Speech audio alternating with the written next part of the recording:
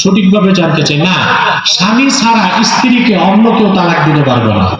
স্ত্রীকে তালাক দেওয়ার মালিকানা শুধু স্বামী। স্বামীর মা, খালা, বাবা, দাদা যদি তালাক পাঠায় ওটা তালাক হবে না।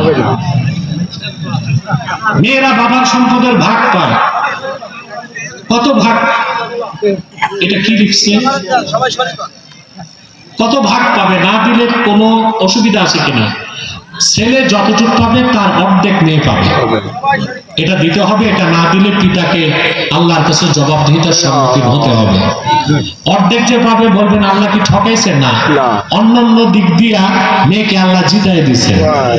যেমন ছেলের দায়িত্ব স্ত্রীকে লালন পালন, স্ত্রীর উপর কোনো দায়িত্ব নাই স্বামীকে লালন পালন।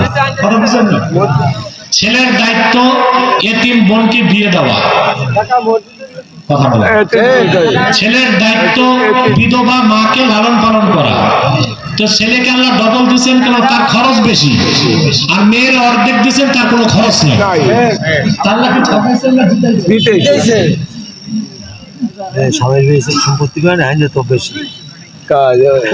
স্ত্রীর মাহারানা যদি কেউ নগদ না দিতে পারে তার উপায় কি?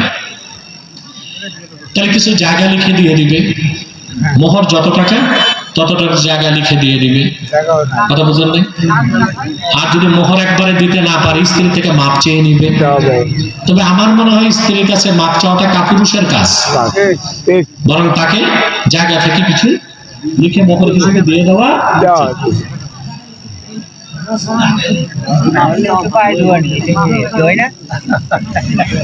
একটা রাজনৈতিক প্রশ্ন, এটার উত্তর প্রকাশ্যে।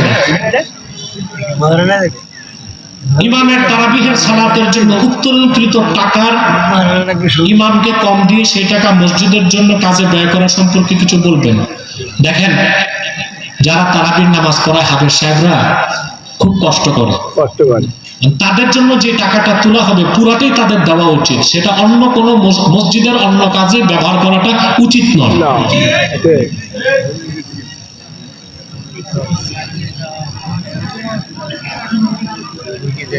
কোন নকশা দ্বারা তাবিজ দেওয়া জায়েজ কিনা? নকশা কি বুঝেন আপনারা? এটা হচ্ছে আবজাদ, অর্থাৎ পর বাক্যকে সংখ্যায় উল্লেখ করা। যেমন বিসমিল্লাহির রহমানির রহিম, এটা হচ্ছে আরবিতে 786। কোরআন হাদিসের কালাম যদি নকশায় থাকে কোনো সমস্যা নাই, আর যদি কোরআন হাদিসের বাইরের কিছু নকশায় থাকে তো ঈমান নষ্ট হবে।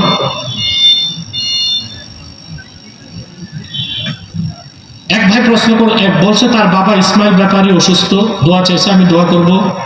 আপনাদের ইসরায়েল পণ্ডিত দোয়া চাইছে, খুব অসুস্থ, দেখলাম একদম বুড়ো হয়ে গেছে, সারা জীবন খেদমত করছে জনপুরীদের, আমি তার জন্য দোয়া করি। বাকি গালিরা করি, এরা পরিশ্রম করে, আল্লাহ এদের সকলকে কবুল করুন। আমি সবার জন্য দোয়া চাই।